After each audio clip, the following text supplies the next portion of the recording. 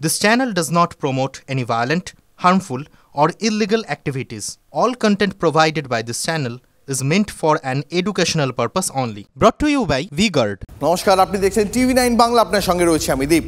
বিশেষ পুলিশ পর্যবেক্ষকের সঙ্গে বৈঠক শুভেন্দু অধিকারীর। পঞ্চায়েত ভোটে বাহিনীকে বসিয়ে রাখা হয়েছিল। 15 রাজ্যে ভোট হয়েছে, বাংলার মতন হিংসা কোথাও হয়নি। ভোট শেষের পরও 3 মাস রাজ্যে বাহিনী রাখার আবেদন বিরোধী দলনেতার। আরও বিস্তারিত জানবো আমার সহকর্মী প্রদীপ্ত কান্তি রয়েছেন আমার সঙ্গে। প্রদীপ্ত, দেখো, শুভেন্দু অধিকারী আজকের লোকসভা ভোটের জন্য এ রাজ্যে আসা বিশেষ পুলিশ পর্যবেক্ষক অনিল শর্মার সঙ্গে দেখা করেন। সঙ্গে ছিলেন শিশির বাজোরিয়া এবং জগন্নাথ চট্টোপাধ্যায়। তিনি মূলত 2021-এর পর এ রাজ্যের আইন শৃঙ্খলা পরিস্থিতির প্রসঙ্গকে তুলে ধরেন। তার কারণ, তার বক্তব্য 21-এর আগে কি হয়েছে সেটা বলতে গেলে অনেক বেশি সময় লাগবে। যদিও শুভেন্দু অধিকারীরা প্রায় 1 ঘন্টা বৈঠক করেন অনিল শর্মার সঙ্গে, এবং তার মধ্যে পঞ্চায়েত নির্বাচনে কিভাবে হিংসার ঘটনা ঘটেছে এবং তার পরবর্তীতে পোস্টপোল ভায়োলেন্সের যে অভিযোগ বারংবার বিজেপির তরফ থেকে করা হয়, সেই সমস্ত কথা যেমন বলা হয়েছে, তার পাশাপাশি এর রাজ্য পুলিশের যে পক্ষপাতমূলক আচরণ, সেই অভিযোগও কিন্তু শুভেন্দু অধিকারীরা করেছেন। এবং তিনি বলেছেন যে এর পরেও যদি দেখা যায় যে পর্যবেক্ষকের ভূমিকায় যদি তারা সন্তুষ্ট না হয়, তাহলে তারা কমিশনে যাবে। কমিশনের ভূমিকাকেও কিন্তু তারা সমালোচনা করতে ছাড়বে না, এটাও স্পষ্ট তারা বলে দিয়েছেন।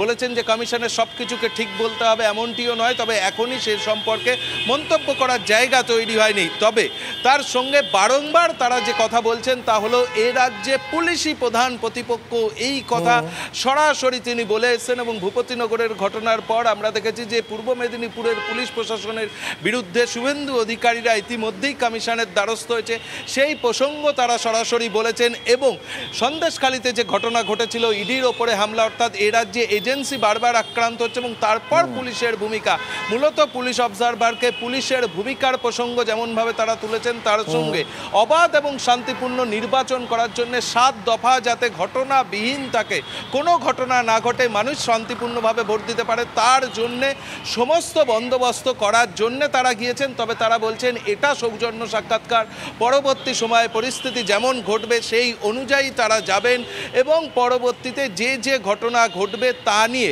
তারা শুধু পুলিশ পর্যবেক্ষকেই আটকে থাকবেন তেমনটি নয়, দিল্লির দ্বারস্থ হবেন এবং দিল্লিতেও যদি এবং তার পরবর্তীতে যা করণীয় সেই ভূমিকা তারা পালন করবেন। অর্থাৎ রাজ্যের শান্তিপূর্ণ নির্বাচন, ভোট পরবর্তী যাতে কোথাও হিংসা না হয়, এবং এই সময় কেন্দ্রীয় বাহিনীকে সুষ্ঠুভাবে ব্যবহার এবং রাজ্য পুলিশকে এই গোটা নির্বাচনের প্রক্রিয়া থেকে যাতে কিছুটা দূরে রাখা যায়। অর্থাৎ নির্বাচনী প্রক্রিয়ার মধ্যে। অনেক ধন্যবাদ তোমাকে, সঙ্গে থাকো। শুভেন্দু অধিকারী কি বলেছেন শোনা একবার দর্শকদের। ওয়েস্ট বেঙ্গলের লোক গণতন্ত্র চায়, শান্তি চায়।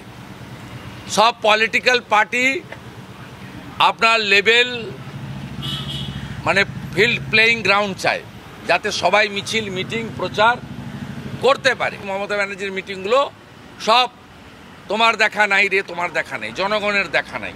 আর উনার যত ফাঁকা দেখছেন তত পারদ চড়ছে, ততই তিনি এনআইএ, ইডি, অমুক তমুক কত রকমের এপাং ওপাং ঝপাং বলতে আরম্ভ করেছেন।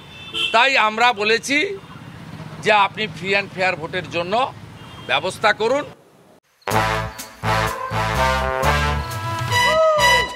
Come, come, come, my love, please don't say no, baby. Come, come, come, my love. V-Guard-এর air coolers extra large cooling pads সহ যা বড় বড় মহারথীকেও ঠান্ডা করে দেয়। V-Guard air coolers, long lasting cooling. শুধু এখানেই থেমে থাকেননি শুভেন্দু অধিকারী, পুলিশের বিরুদ্ধে কি অভিযোগ তার শুনুন। পশ্চিমবঙ্গ পুলিশ হচ্ছে মূল প্রতিপক্ষ, তারাই এখানে এইসব করছে। প্রায় 15,107 কাটা হয়েছে, তার মধ্যে 13,000-এর বেশি বিজেপি কার্যকর্তার নামে 107 কেটেছেন। স্টেট পুলিশকে, কলকাতা পুলিশকে মানে হায়ার অফিসারকে যাতে রেস্টেন্ট করেন, তাদের বেতনগুলো মমতা ব্যানার্জি বা তার ভাইপো কয়লা বালির টাকা থেকে দিচ্ছেন না, দিচ্ছেন জনগণের টাকা থেকে। তারা অশোক স্তম্ভ লাগিয়ে রেখেছেন মাথায়, কাজটা উল্টো করছেন। আমরা এই সব বিষয়গুলো বলেছি, এই অ্যালিগেশন কিছু দিয়েছি। ভূপতিনগর কাণ্ডের আবহেই রাজ্যের শাসক দলের 30 জন নেতা কর্মীকে তলব।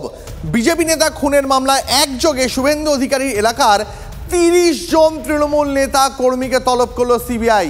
তলব করা হয়েছে কাকে কাকে? তলব করা হয়েছে আইএনটিটিইউসির কাঁথি সাংগঠনিক জেলার সভাপতি বিকাশ বেজকে।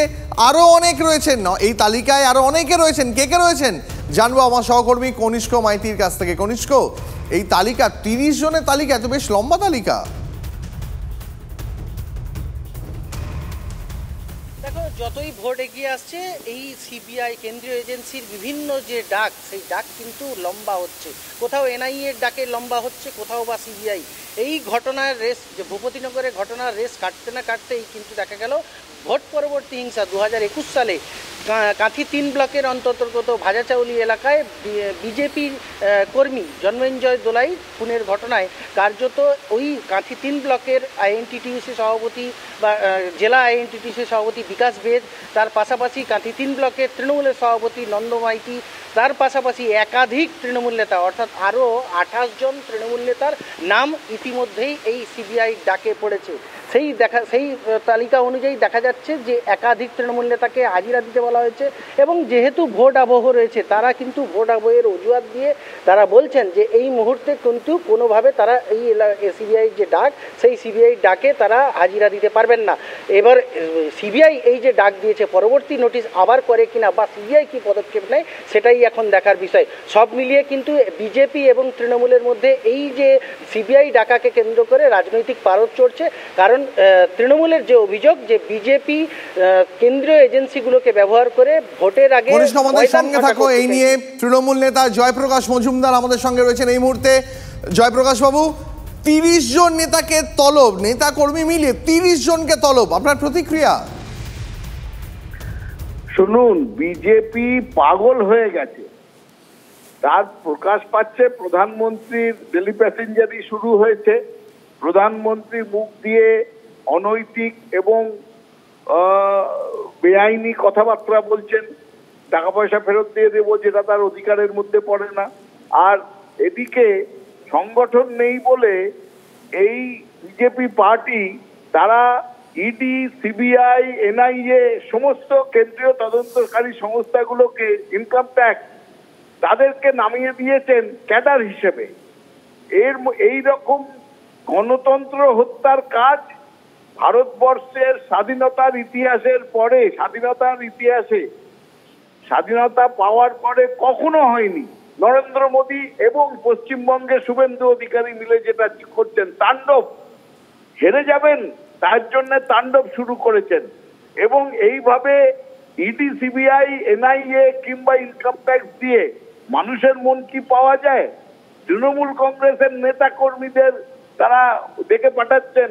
বুঝতে পেরেছি জয়প্রকাশ বাবু, আপনাকে অনেক ধন্যবাদ আপনার প্রতিক্রিয়ার জন্য, অনেক ধন্যবাদ আপনাকে।